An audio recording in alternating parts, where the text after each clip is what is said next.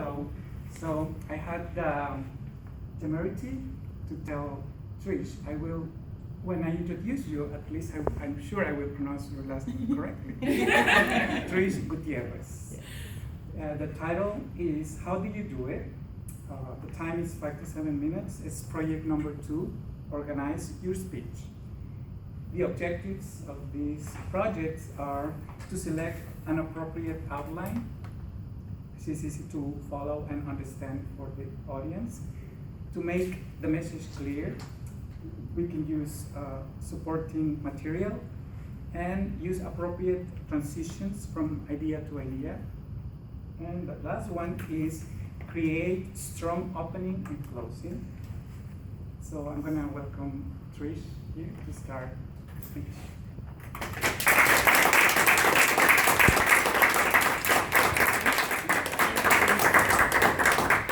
Good afternoon, fellow Toastmasters and honored guests. As a lot of you know, I have a busy household with 5 children.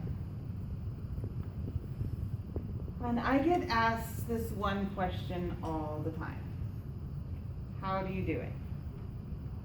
Usually I kind of giggle off that question and just give like a witty response. But the truth is, the answer to that question, I don't know. Your guess is as good as mine. I began to really think about it, and then I asked myself, how do you do it? I wake up at 4:45 in the morning, where first and foremost I get myself ready. And those 45 minutes by myself, alone, are precious. So once I get myself ready, I head downstairs, I get bottles, diapers, bags ready, pick out 3 little outfits for 3 little monsters. And by this time, my toddler is kicking around, smiling, he's anxious to see the world. So we get him changed, get him cleaned up, put him into his carrier with his morning bottle. And then the real chaos begins. Because I have to wake up 2 sleepy toddlers. Not always fun. Not always easy. Actually, it's never easy. Skyla, my almost 2-year-old, she's usually in a good mood in the mornings. She smiles and she's hugging and it's pretty pleasant. She's the more active one, so there's usually some chasing involved with clothes and shoes and socks and whatnot. Then there's Isis, my 4-year-old. Not a morning person. So it usually takes a few attempts to get her up and going. So once she's awake enough, I put the 2 toddlers at the foot of my bed and I proceed to get them changed into their fresh clothes for the day. And then it's on to the next station, the bathroom. The face washing, teeth brushing, hair combing station. So when all that is done and over with, we head downstairs all together, and they sit at the base of the stairs and they wait for me to gather the last of our things to head out the door. Then it's on to the loading zone. And it takes some skill to master getting 3 babies loaded into car seats without any meltdowns. So I'd like to think that I got that mastered. Sometimes there's some things, but for the most part it's pretty smooth now. I've got it down. And then I get some breathing time because I get to drive.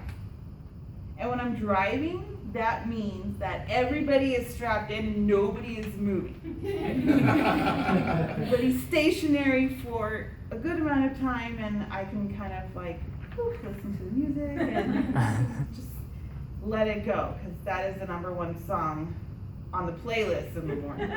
It's probably a good motivator for the day, right? So we take the 45-minute drive to daycare. And we try to get the unloading and drop-off process under 10 minutes. It's usually the goal. So once I get them off and going, hop in my car again, and I'm off to work. You know, that place that parents come to get away other than vacation? I'm only kidding though, I really don't know what a vacation is. So amongst all of that, I get to work and I can really focus on my job and what I need to do, and all the other things I'm involved in, like Toastmasters and Spirit Committee, and even the event committee for my team. Then the end of the day comes. It's time to leave work. Which means that I have to do it all over again, but in reverse. So I leave work, pick up the kids, load them in the truck, drive home, unload the kids, get them changed, clean up, and ready for dinner.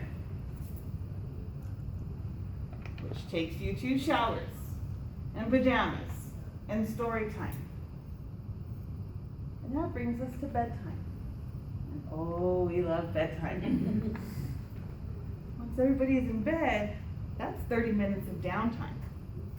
30 minutes for me and my husband to have conversations, like adult conversations with each other. And time for us to discuss the next series of events and our chaotic spree for the next day. And so when we reflect back on all of it and we think about all the craziness of the day, it's actually kind of warming because it gives you a sense of accomplishment, and for me it reassures me that me and my husband are doing a good job as parents. And so I'm always asked, how do you do it? But to be honest, I really can't answer the question of how do I do it. I only know why I do it. I know that when we go to bed at night and we're walking upstairs, we walk past every single bedroom and check on those kids. We see them laying in their comfy beds, just so peaceful, and you see the true happiness and innocence of a child. And that there is what we made. We created this. This is our family.